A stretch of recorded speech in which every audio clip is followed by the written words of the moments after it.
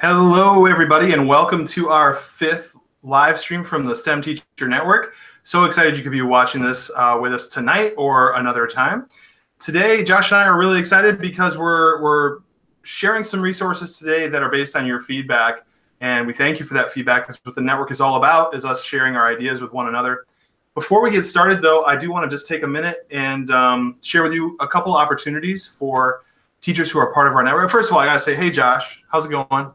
It's going great. I'm having a good night and excited to dig into this and see what teachers think about it. And hopefully 4 will turn into 8 and we'll turn into 16 and we'll all start sharing good lessons or bad lessons. And we'll just yeah, that's right.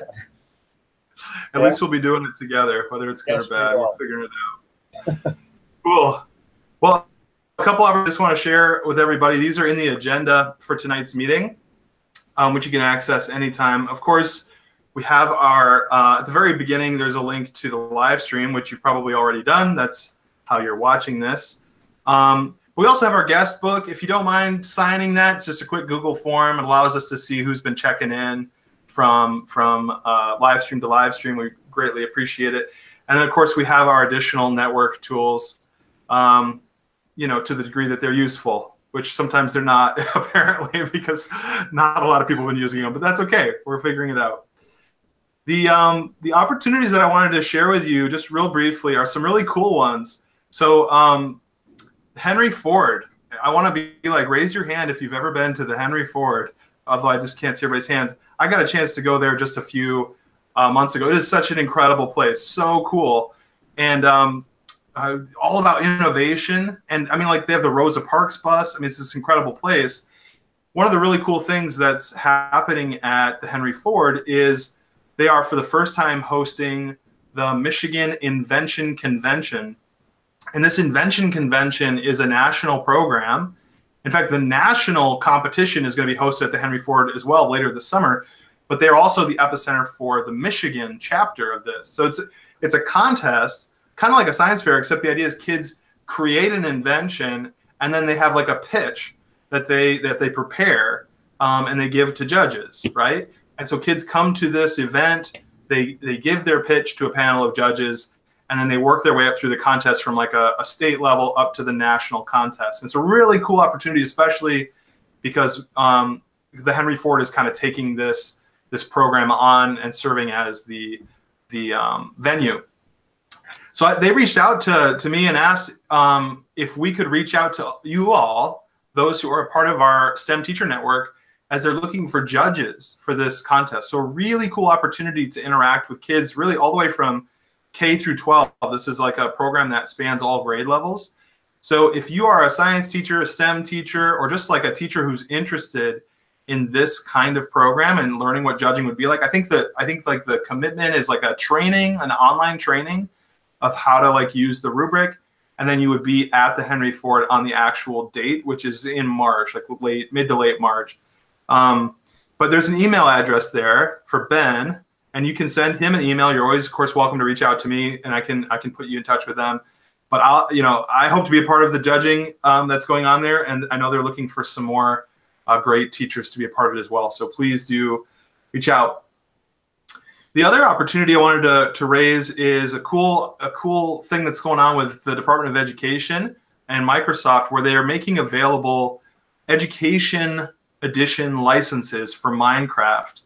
And this kind of was like an announcement that went out. There wasn't a lot of turnaround time, so Josh and I jumped on it so that we could gather up a bunch of those licenses for teachers who are a part of our network.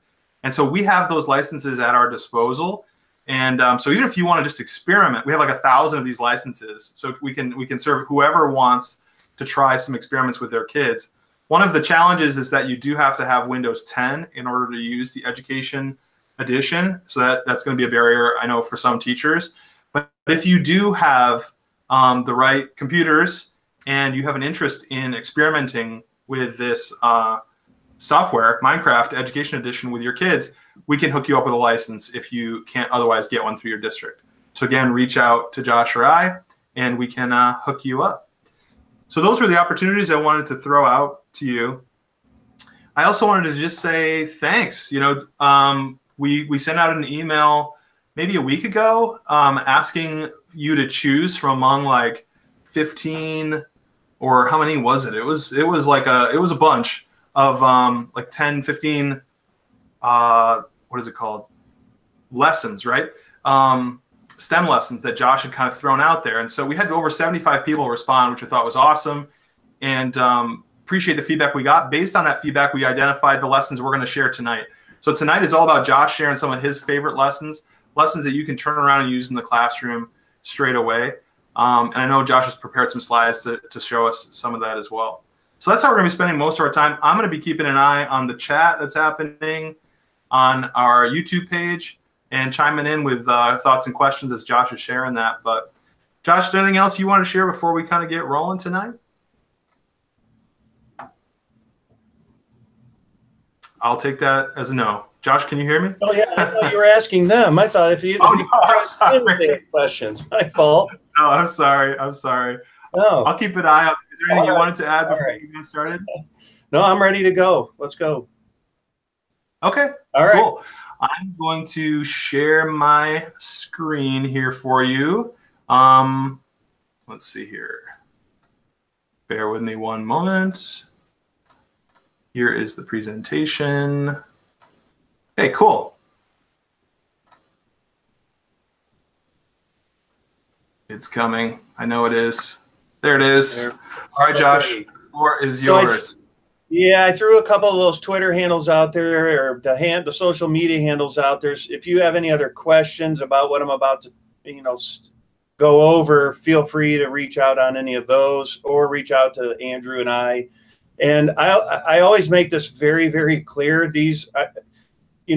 All of you guys out there know that you do a lesson, or you have this project that you do, and then you get done with it and you're like, oh, I think I know a way to make it better.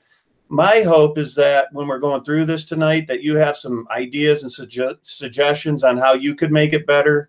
I always feel like projects and lessons are live. You're just constantly trying to add things to them.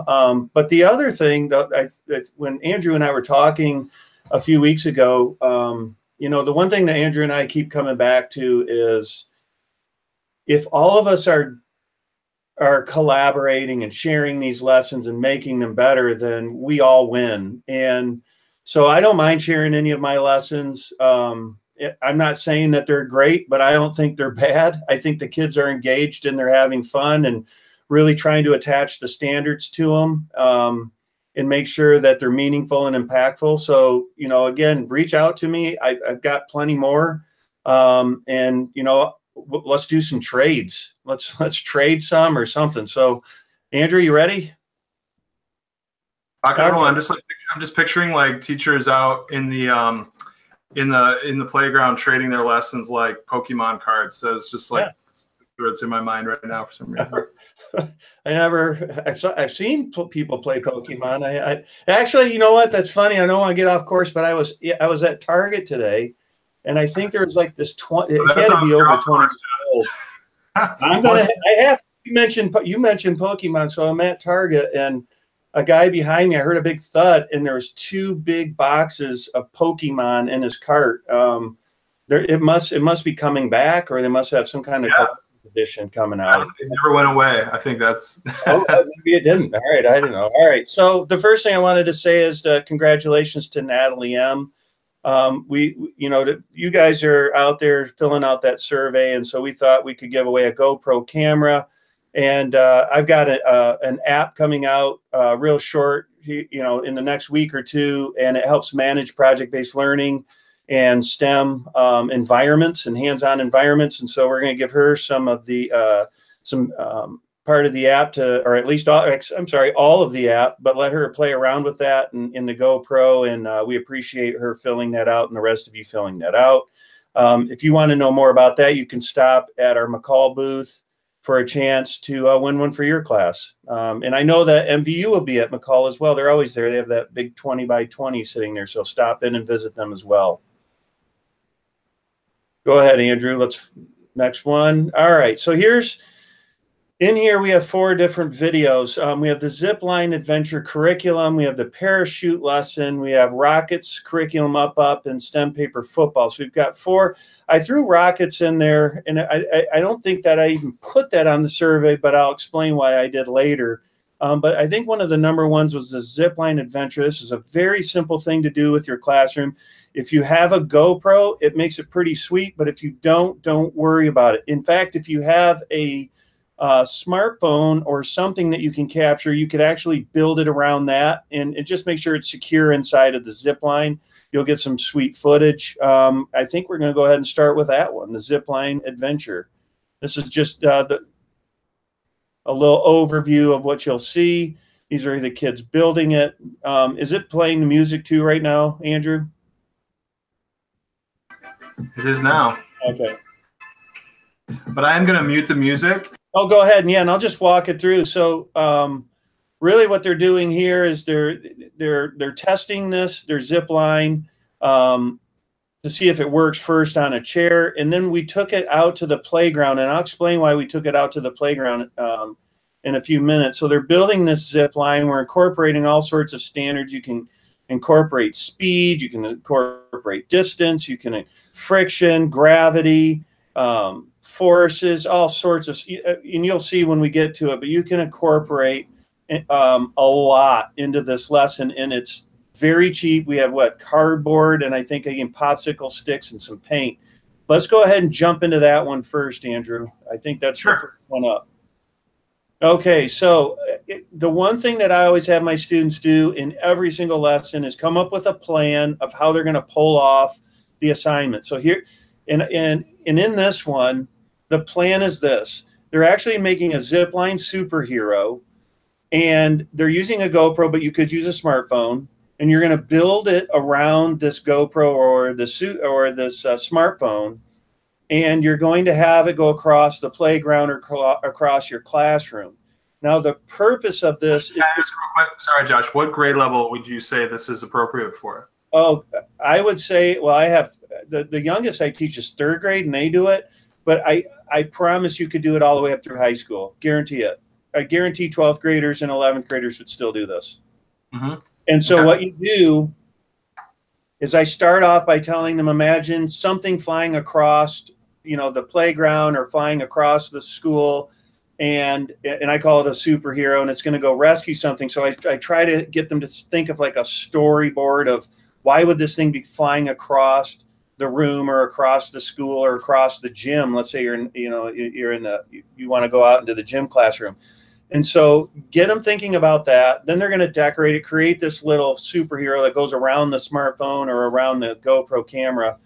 And the whole goal of this is to capture that little 20-second ride or 5-second ride on the Zipline, because you're going to take that and then you're going to create a URL link, and you're going to have the kids write a story. And when they get to that point in the story where they're flying through the gym or flying through the cafeteria or flying through the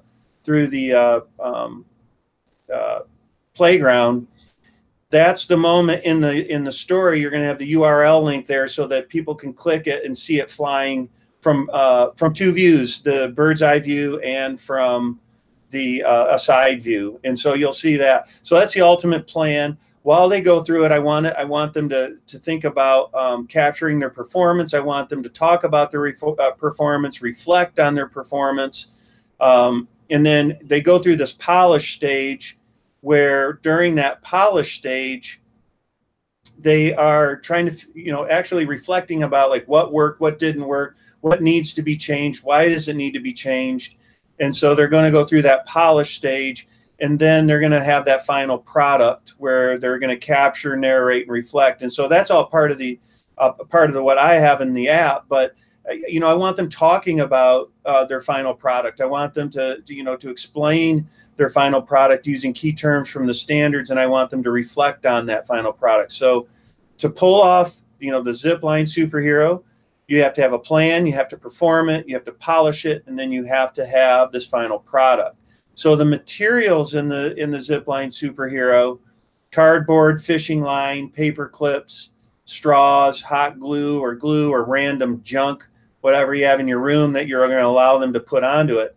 the key terms, and again, you'll see it says and on, gravity, speed, slope, height, measurement, angles, engineering, potential energy, transfer of energy, kinetic energy. You can have a whole bunch of language arts standards in here, like a fantasy story, telling it from a person's point of view. I mean, you can just go into the language arts standards and go bonkers. And then I say and on and on and on. And so I think if we go to the well, now, Josh, I just want to clarify. I was just talking with a teacher, middle school teacher, the other day about some STEM lessons, and one of the twists in our conversation, I think, was a little bit of like a light bulb for him was this idea that, and I think it reflects the conversations you and I have had, and that is that instead of as the teacher crafting like a very clear, like, okay, and this is a like, as the guy is sliding down, you know, potential energy is turning into kinetic energy, or, you know, the slope is impacting the speed. Instead, you're putting that on the student in a sense. You're saying, okay, here's the challenge, and here are the terms that you have learned about or are learning about.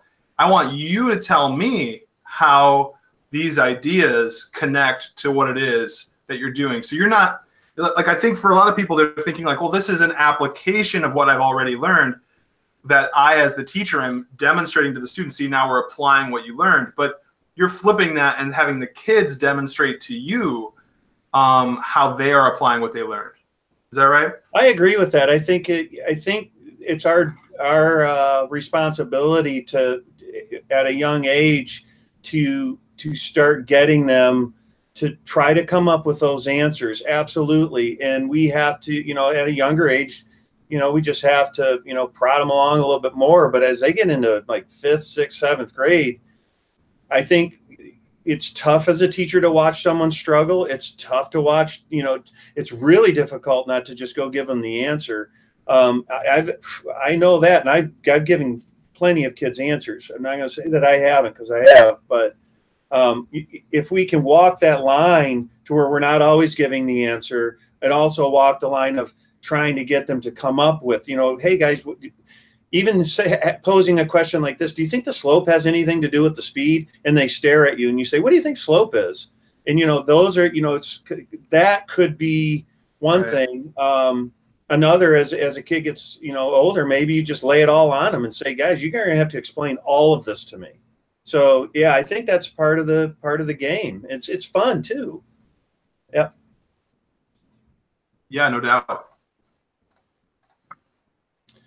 Okay, sorry, here you go. All right. So again, those key terms from the standards are, you know, that I think could go on and on and on. And then you and I had that conversation earlier about the word STEM. I try it because my title is STEM teacher, but you know, you and I were having the conversation earlier that I just really, I'm more about just hands-on learning and project-based learning. But because my title is STEM teacher at our school, I do try to incorporate a technology piece, an engineering piece, a math piece, and a science piece. And just so that when they're done with something, they realize that there aren't silos, that they all work together and that they're all integrated. And this obviously could be a STEAM lesson because they're creating and decorating, creating their own superhero. So this is the Zipline Superhero. On the left, what you see is that document. It's a Google Doc. It's just a picture, so you can't see it. And you'll see where Andrew's pointing to. That's that link. So this person has a story. It says, one day the White Panther was playing perfectly on the big slide with his friends, and it goes on. And then there's that moment where it's flying through the air to rescue, and then the reader clicks, and there it is from the side view, and there it is from the point of view flying through to rescue it. So right now you have a little bit of language arts, you have some technology, you're working with, you know, you're working with links, you're working with, you know, the actual science of something flying through. And trust me, when the students, and notice that's only 5 seconds, which is very short, and that's the point. But when you do this, you will find many zip lines don't work, or you know, I'll say you can use a straw, you can use a paper clip, you can use whatever you want, but the choice that you make is going to ultimately come down to a question of friction. So we talk about friction, And so there's a lot of cool conversations. My hope, again, with this network of whoever's on here tonight, is that if we could all reach out to each other and say, what if you were to do this? Or what if you tried this? That's when this lesson just gets better and better and better. So this is embedding a link into a story of a STEM lesson and challenge that you pose to your kids. So let me ask, Josh, just because I haven't seen these lessons before tonight. So just help me understand the one way of approaching this Zipline Superhero is like as a pure sort of STEM focused lesson where you're having them create this zipline and demonstrate their understanding through maybe a brief video that you showed at the start, right? Where they're showing how they made it and then how they planned it out and how they executed it, but demonstrating maybe some science principles. In this case, it's embedded in a story, right? And yet in that 5-second clip, you can still evaluate whether they were able to effectively design a zipline, which was sort of like an engineering design challenge of a sort. Are you kind of combining both of those things in this lesson, or is it like two variations of the same? Okay, all right. You open this door, and this is why I built that app. It's because the most difficult thing to do, I don't care if you're doing FIRST robotics or you're doing any type of STEM challenges, typically all we see is that final product. We see like the end. And we don't really, that's not the learning. The learning is what takes place between the beginning and the end. And so I had a difficult time often explaining to the student or explaining to the parent or explaining to other teachers that there was some learning taking place in there. And that's when I go through that plan, perform, polish, and produce. Right. It's like, I swear the kids learned something. It's like they had a lot of fun, but right? You're constantly like, see, if you could only have been there, you would have heard all these great conversations about friction. And so, and even to manage that, like to know, like it's very difficult in a STEM lesson to like you say, all right, guys, it's Monday and by Wednesday, and then you find out by Wednesday sometimes that there's a group or two that are like, we haven't even built our, we're not even ready yet. And so to even know how to, it's really easy on a textbook to say do 1 through 10 and walk around and walk through that. That's why I developed that process so that I could constantly manage throughout the app who's where, what are they doing, what are they responsible for, because we all want them to reflect. That's huge. We all want them to create a plan, and then when they make an iteration to it or they make a polish move, I want them to think about that. Like I want them to bring that to light. And so that's what the app does. But before I had the app, it was just all templates. I mean, you can do this without, you can do it with templates too. And then they would turn those templates in so that I had proof. So that when if you're the administrator and you say, what are they doing? I can say, they're walking through this design process. They all have leadership roles. We're actually, in those processes, I'm saying, guys, I want you to measure out the speed of this. Like let's say, and then they're, geez, I don't care if it's 4th or 5th grade. They're like, what speed? And I'm like, guys, 60 miles per hour. You never really thought about that? Like, what does that mean? And I'm like, I'm not the only one. I swear and I'm like, all right, guys, come on, 60 miles per hour. We're going to be measuring this and getting the speed. And then you can throw out to them, hey, let's really slow it down. How would we slow it down? Some kid might say, right. This zip line, how do you control the speed of your zip line? Slow that baby down, because look, here's another one. This is one of my favorites. A kid built it all out of Legos, and he wanted it to explode at the end. So his whole thing was like transfer of energy. I want this thing rocking through the playground, and when it hits, I want it to just completely explode. And so, because his was like a comedy of the superhero just like completely exploding. And so he was having a difficult time because his speed was not going. His slope was not enough. Yeah. But this was a great moment. He says, Mr. Nichols, I'm on top of the slide. He said, I can't get enough height. I just can't get enough height. And he said, and for those of you out there, I'm 6'6" and I have pretty long arms. He's like, get up here. I got to get more slope. And I'm like, all right, you win. He got it. Like he totally understood what was going on. And so those are tough moments to capture and hand in, but I knew it. I knew it right away. I was like, this guy gets it. and he's using everything. That's cool. Okay. So I'm getting a sense of how varied these lessons can be, right? And how even within a single class, you could be sort of differentiating it by challenging students by saying, okay, you're going, it's easy for you to go really fast. How would you control the speed to go slower? I can see variations where it's more science focused, more ELA focused. Yeah, put an egg in there and see if you do a new type of egg protection challenge. It's just, I think that there's a lot of things you can do with this.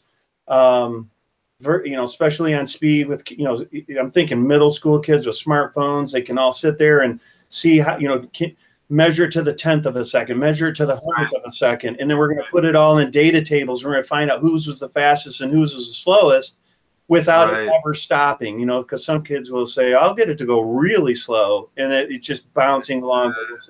Then you can talk about continuous motion. You could dive into this, Oh man, I just had a flash to my calculus days of like differentiability, right? And like there's a college level lesson using the same apparatus. You said calculus, you lost me, man. I'm sorry. Okay.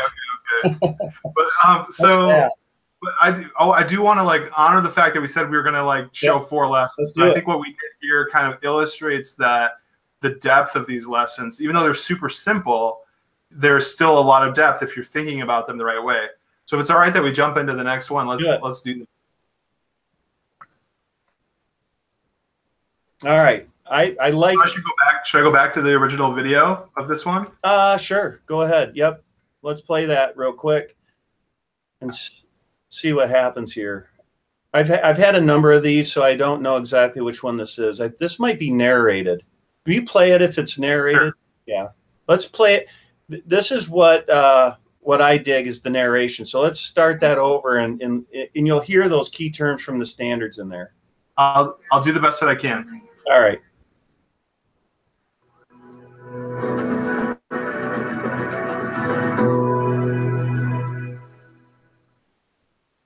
Here is our plan to build a parachute. We use scissors to make one cut on a trash bag to make a circle. We measured the circumference of the parachute by finding the diameter and multiplying it by pi, 3.14. We attached the cords and GoPro and launched it.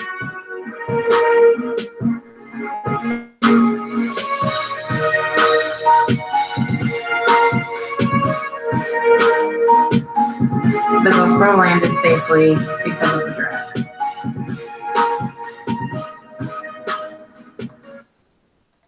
Okay, so if you couldn't hear it, and let's go to that lesson, Andrew, and then I'm going to point out those key terms. In these were 6th graders. The first time I ever did this was with 6th grade.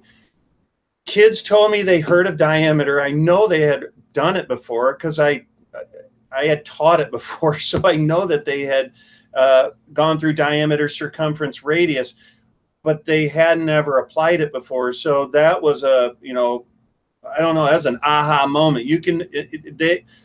This lesson is fantastic, and it's cheap, and it's super simple, and your kids will walk out of there completely understanding circumference, pi, radius, and diameter just by doing this. But then you can throw in drag, force, motion, symmetry equally, because you want to equally distance apart. You can talk about the center line or the center point. There's a lot of geometry lessons you can do in this, and I bet there's even more things you could do with this as well. And we even were talking about lever, because I think if you saw that, we were using lacrosse sticks to whip them up as high as we could. And so we even got into the idea of a lever. What would work better, a ruler and so we talked about the length and the fulcrum. I mean, you can just really get into this as well. But to just go through this, that parachute, it's plan, perform, polish, produce. That's where I'm grading them on all of this. They're narrating each part. They're explaining each part. And then I'm going to specifically ask them to do some things, like they had to measure their, at the very end, I had to know the circumference of the parachute. Can you go, let's see, we need a garbage bag, string, yardstick, hot glue. Hot glue is not necessary. You can use duct tape, markers. The markers are so that you can label those 8 points.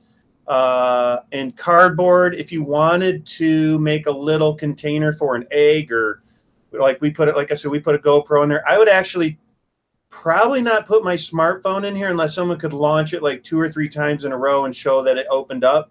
The key in this is that you're going to get a ton of failure, and it's because the kids, when they wrap it up, wrap it too tight. They wrap the parachute too tight. So that's a little freebie out there. If you wrap it really loose, they tend to all work.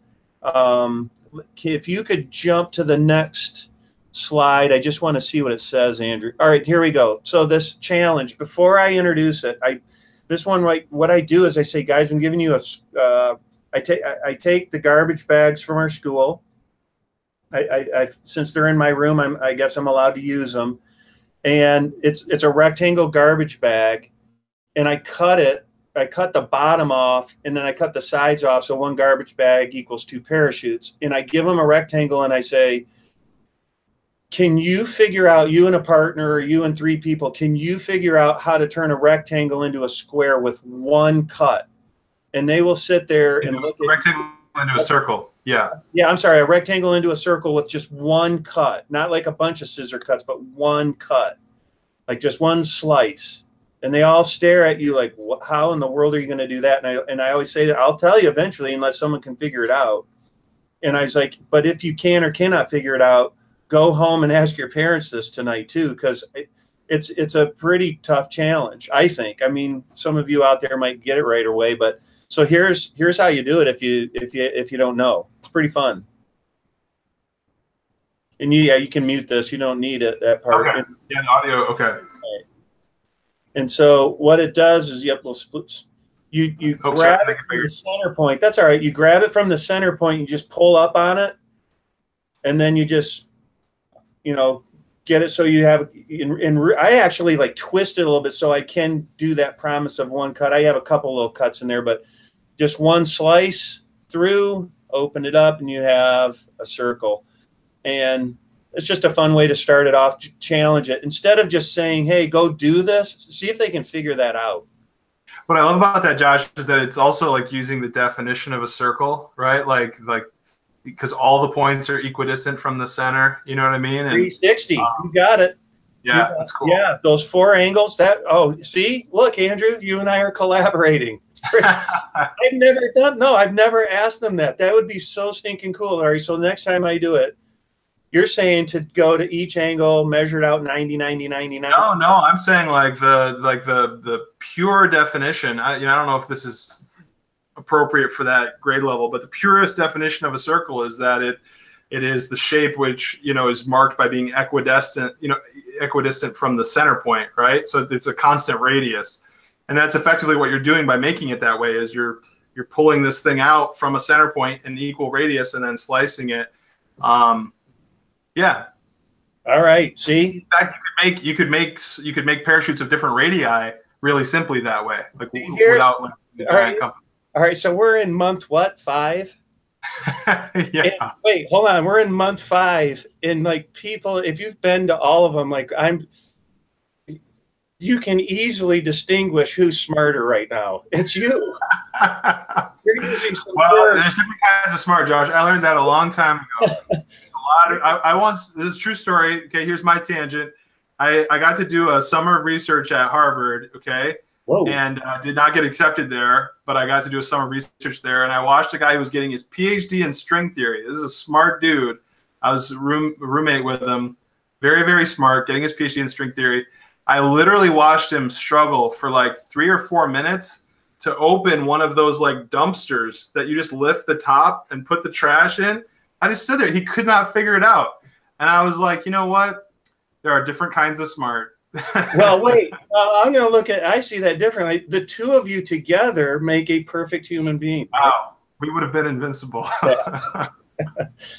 That's great. That's funny stuff to me. All right. What do we got? Okay. So the parachute lesson. Yes. Yeah. What's that question?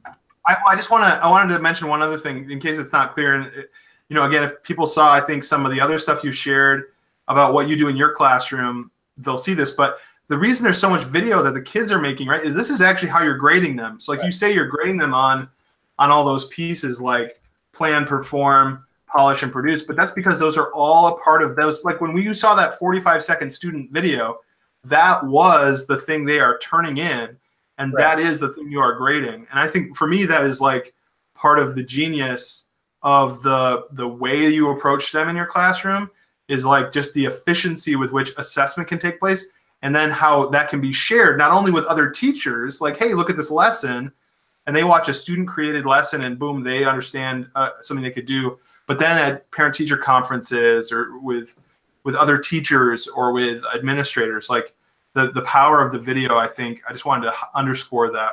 And while I'm talking, this is where I'll sneak in our word of the day.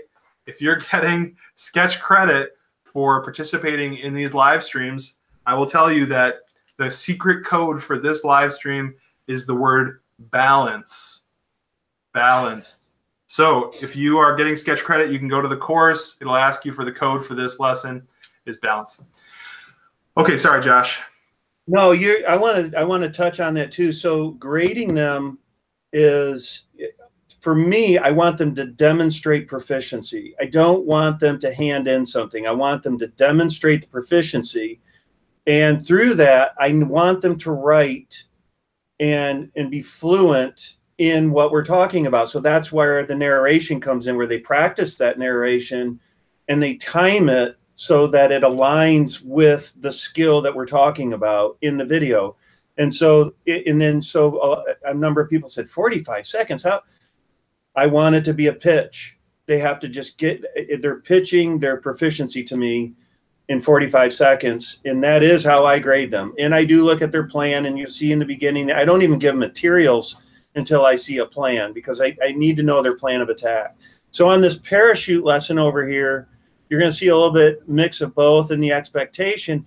I can take this video before the class even starts, and from last year, I grab it and I'm like, all right, guys, this is the expectation. We talked about Hattie. Hattie always says, what's the expectation? And so we saw this video already, and this is them going through it. They're talking about circumference. You got them measuring. You can have them measure in millimeters, centimeters, inches. It's up to you. You can have them to the nearest inch. You could throw all sorts of challenges in there. You can say, I need your circumference within this parameter. Now it's going to be they may have to cut about 3 or 4 different pairs or garbage bags. There's just a lot of different ways. Can I just say one thing I love about that, if I may? You would never, well, I mean, it's kind of like this pre-test post. I mean, you would never give the kid the final test and say, like, this is what I expect you to be able to do, right? That the exact same test you're going to give them. I mean, some teachers do that, I guess, but it's certainly not the norm. But here you can show them student work and say, this is what I want you to be. Not only that, but as you said to me before, you can show them the best example from last year and say, this is the minimum quality that I'm expecting from you this year. And I think that's so powerful for kids to be able to see what's expected, see student work, and they versus you standing there and trying to explain it to them. You know what I mean? Or I constantly challenge them to knock it out. I say, destroy this video. Make this the worst video you've ever seen. Go slam it. Yep, absolutely. All right, so this rocket lesson, I had to throw this one in there because it's another cheap one, and there's a lot you can do with it. But it's just a 2-liter bottle rocket. And the other reason why I did this one's fast. This one's like 2 days. I think you could even pull it off in like an hour. Well, it'd be tough, but right around an hour, hour and a half is probably prime. But again, they're taking a 2-liter bottle. And you're going to, in this, you can put the parachute you built into this rocket, and they will work if they make the right hinge. So you're taking it in. I have on my YouTube channel. It's a cross branding YouTube channel, and if you go to rockets, you can you will see exactly step by step on how to make one. So it's super simple. Duct tape. We got 2-liter bottle, cardboard. It says air compressor, but if you're I've never made one with PVC pipe, but a buddy of mine did and said it was really easy. You can actually like stomp on a bottle and push the other one up. So another science lesson in there. That one that I have featured on the right there, I think that's like $20 or $25 on Amazon. I had my high school students weld my mission control. They were past students of mine, and I said, here's the pipes, here's all the stuff. Could you guys weld and make one for me? And they did, which was awesome. But you can talk about drag, parachutes, fin, velocity, PSI, measurement. You can get into fractions because you can tell them exactly how much fuel or water you want put into the 2-liter bottle. And I'm still shocked when a 6th grader walks into my room and I'll say, fill it up 2/3 full, and they're not even close. And so it just reiterates to me that we're not applying these terms enough, because after 1 hour they totally get it. So it's the fuel is the water. We have cone that will have a significant impact on how high it goes. We've shot some of these up to over 200 feet. Payload, you can put the parachute into the payload. I show you how to do that on the video on YouTube. Mission control is the person that's actually launching it. Stabilizing, I tell them, we put GoPros in there, and whoever has the best footage where it's not spinning around out of control, we say you won the stabilizing award. And the only way you can stabilize these to go straight up and straight down is to have craftsmanship, to have equal distance apart from the fins. So they have to measure their circumference of the bottle. And then they have to divide by 3 if they have 3 fins. A 2-liter bottle is typically, I think it's like 33 centimeters around. So it's 11, 11, 11. And then you can get all into forces in motion too, and opposite reaction. You can get into newtons. You can have them write stories about it. This is a good one. It's cheap. It's fair. If you get the air compressor, which parents have those, you can borrow one from a parent.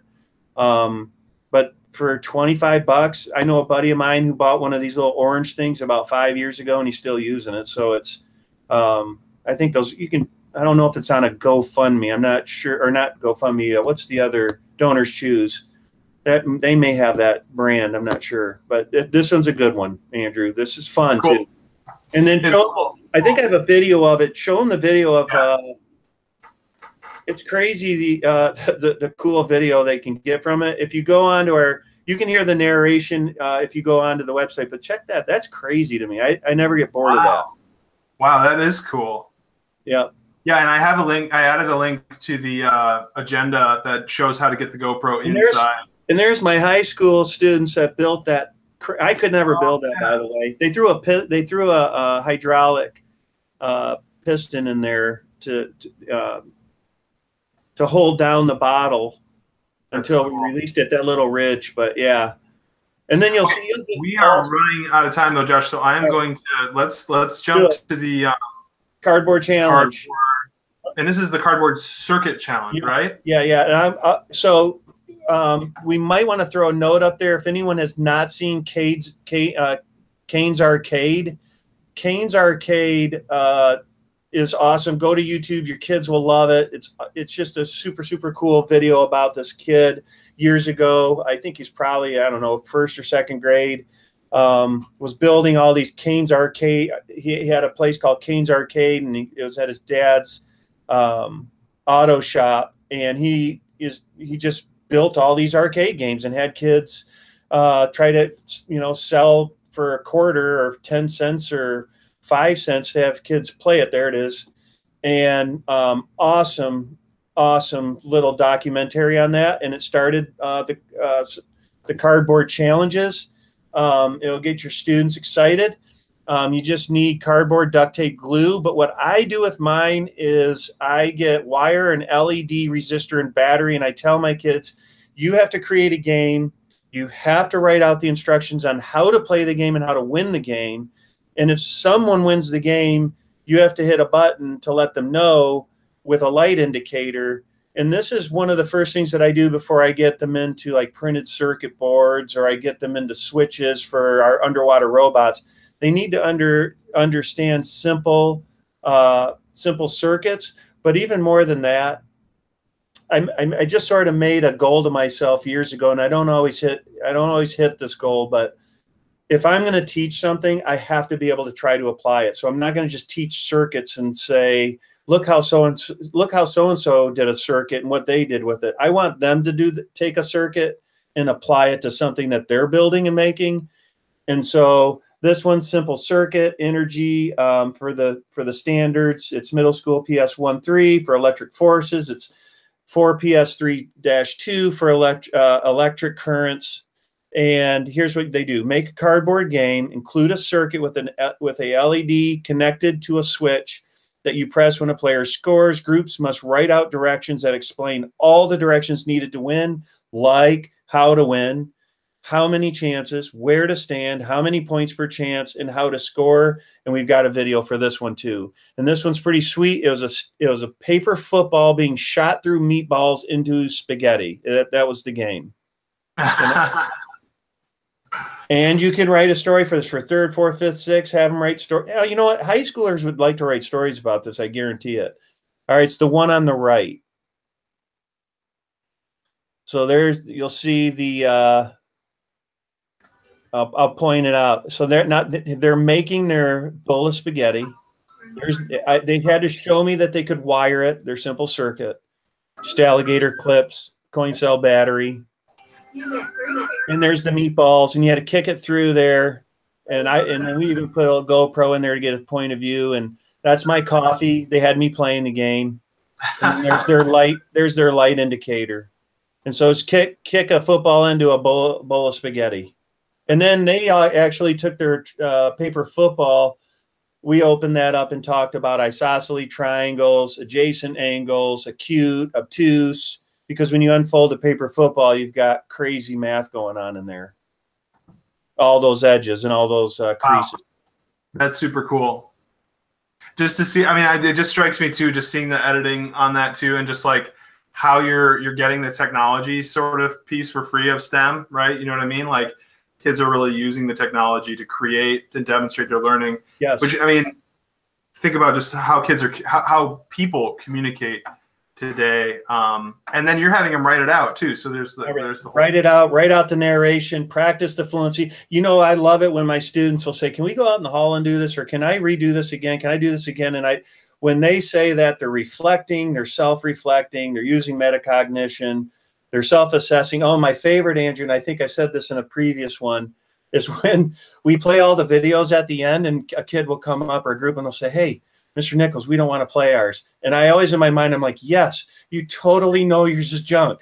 You totally just assessed yourself and saw the one before you. They just saw the one before it, and they're like, ours is not as good as that.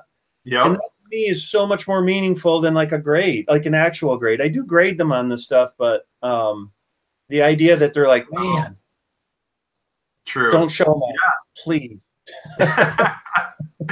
I think that was the day that I visited your classroom too, was when they were doing that particular project and they were like doing the games with each other. Okay. Yeah.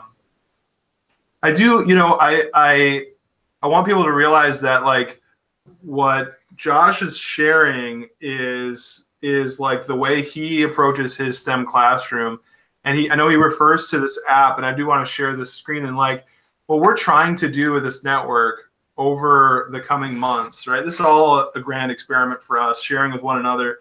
But one of the things we're trying to do is give you guys access as a part of this community, give you access to useful resources.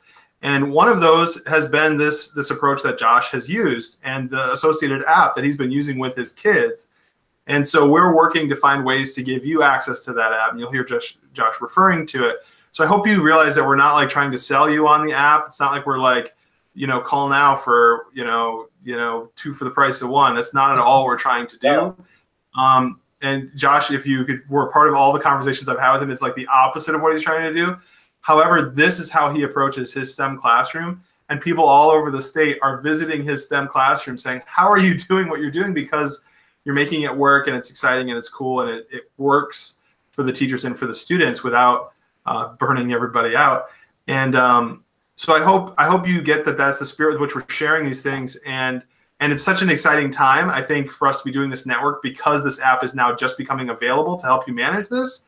But I hope you see as well that this kind of process, and even some of like the incentive for using video, even if you do that on your own, like that's just what Josh was doing, that you see why that has some real wins across the board. And yes, fair thing to say, Josh? What's that? Is that fair to say? Absolutely, because Andrew and I are trying to figure out a way to get this into as many people's hands at the low cost or no cost as possible. Absolutely, right. Because Andrew and I talked about this a number of times. If each of us donate one great lesson, we are going to be killing it in our classroom because we'll have so many great lessons to build upon, and that's exciting. I know we only have 8 more minutes, but I just got a text from a buddy in Wisconsin that's doing an earthquake lesson, and him and I have been, along with 3 other people, are actually been using Twitter to figure out how to make this earthquake lesson. Like, we don't even know what the heck we're doing, but we keep adding all these ideas, and we're collaborating it, and I can't wait to have my students do it and then post that too. So, excellent. What else do we got here, Andrew? We got another one, don't we? Okay. You got a couple more slides, and I had just a couple of little things to share before we wrap up. I do want to give we've got folks who've been on the line with us here on YouTube on our live stream, so I want to give you guys a chance. If you have any thoughts, questions, reactions, now is a great time to throw those out, type those in, and we'll get a chance to just kind of bounce those to Josh. But Josh, you had those last couple slides. Did you want to share about those? What else was next on that? You have to show me. Okay. Yeah. So just what I wanted to explain to them too a little bit is that I hope we're able to get this app into their hands at some point. And again, I'm not trying to sell it. Andrew knows that, because you guys that are in this community, we're just trying to share with each other. But I just wanted you to quickly understand that it's on any device. And so that was one of the important things for me to do, is it was on any device. Was there any other slide? And I think I might jump back. Oh, here's one. So here's one of those superheroes up close, those Zipline Superhero. So you can try to imagine like putting a smartphone, that would be fine in there, just secure it. We had kids that had that built this, and I know some smartphones right now are completely waterproof. I guess it'll depend on what year and what model you have. GoPros are waterproof, but some of my kids wanted the end to like go into like a bucket of water, because the Superhero was a what do they call that, Andrew? And it's a amphibious. An amphibious one, yes, an amphibious. What was that? There was a superhero that was amphibious, and I can't. Aquaman. He was outside. Yeah, it was like an Aquaman, and they wanted it to fly through the air and then into the water. So that was a pretty good one too. But though, yeah, I think was that the last slide. Oh no. Okay, yes. At McCall conference, I'm going to be talking about all this stuff and how to put it into all the phases, and talking a lot about digital storytelling. It's at Thursday, 2:30 to 3:30 in the Overlook C. If you want to check that out, we can share a bunch of lessons in there too, but I'll walk people through the process, exactly what it is that my students are doing. And every time I have teachers come in, that's nice of Andrew to say those things about when people come in, but what ends up usually happening is my students leave, and then like we just start having this collaboration session with the teachers. And there's so many amazing teachers out there, and when you get fired up and you're chatting with each other, you can start creating and making lessons better right there on the spot. So this one's about digital storytelling and managing a project-based hands-on environment, and it's in the DeVos. And then I'm also doing 2 sessions at MSTA. I don't think I put that one on there, but no. Same thing. And it's just about how to manage that process and share it. The goal is sharing it. You got to share these lessons with people. Yeah, and I'll just throw out McCall is March 8 and 9. Actually, 7, 8, and 9. 7 is a pre-conference. I think it's in Grand Rapids this year, maybe, McCall? Yes. And then MSTA is also, that's the Michigan Science Teachers Association. That's March 2 and 3 in Lansing. That's a Friday, Saturday conference. So you'll see Josh at those things. Keep an eye out for his sessions. I know they're always well attended. And and teachers respond super well. So bring your friends to those or let them know that they should check it out. One thing, Josh, when you mentioned like you can use other devices besides GoPros, you use these GoPro Hero sessions, which are super cool, cheap, small. And I saw with my own eyes, third graders getting them out and using them. And it's amazing to see how adept kids are at that. I have a drawer in my desk. I mean, it's like we are not like a super techie family, but you don't know what to do with these things. I got 1, 2, 3, 4, 5, 6, 7 old cell phones that could all take video that I wouldn't care if they got more broken than they currently are. And I know that everyone's got. If you don't have piles like these, your parents do, your colleagues do, and they don't know what to do with them. You know what? Hey, Andrew, I'm a phone salesman too on the side. You want to buy a few phones? Yeah, apparently I've got an addiction. I don't know. No, that's not even my phone that actually works.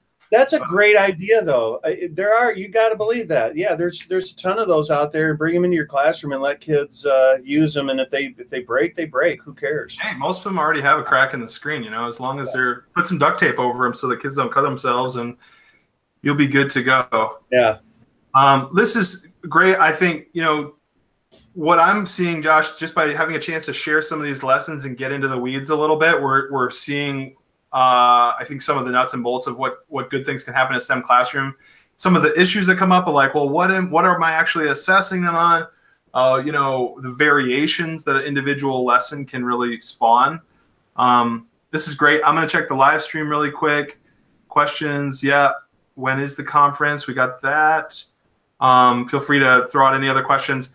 The last couple things in the agenda that I just wanted to share was one is our buddy Ron Madison is still scouring the state for awesome STEM things going on, and he has a dispatch for us.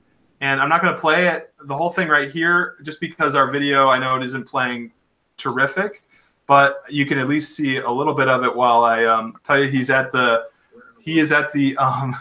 I love how he does these like live stream things wherever he is. He's at the Battle Creek Area Math Science Center. And they have a really cool high school program. It's like a pull-out program for their whole region. And this video includes a tour that he got of their center and the unusual, spaces that they have available for learning math and science there. So check out that video. There's a link in the agenda. And as always, our thanks go out to Ron for capturing and sharing the cool things in his side of the state. Yeah, and if you have them. I'm gonna look it up real quick. Ron's Twitter feed. You gotta like Ron on Twitter because he's all over the place. You're gonna get pretty cool tweets. And I'm just gonna search them real quick and see what. And then the only other thing really is just our brief survey that we'd love for you to share. Give us some feedback on how these live streams are going. I think we've made it clear this is a ongoing experiment. And we're always, it's a moving target. We're trying to figure out how to make everything work for everyone and make this as valuable as possible for the community. And that comes with suggestions. You guys can reach out to us. We'd love to hear your thoughts. If you have things you want to share that you're like, hey, can I come on to one of these live streams and share my things I'm doing in my set? I think we're at a point, Josh, where we'd really like to share some of the things from the community with everybody else. That'd be fun. Yeah. So please do reach out, and I think, hey, look at that, it's 9 o'clock. So, Ron Madison, we'll get his Twitter on the. It's at Madison_Ron. That's it. At Madison _Ron. I'll put a link in there. And he's on Twitter all the time. So I love that guy, man. I'll tell you what, he is such a cool dude. He came through my classroom a few years ago. He's working with another teacher, and it was like, gosh, man, I loved his energy. Just loved it. Oh, no doubt. Yeah. No doubt. Okay, everybody, have a great night. Thanks for joining us as always, and we'll see you guys again in a month. All right. Adios. Night.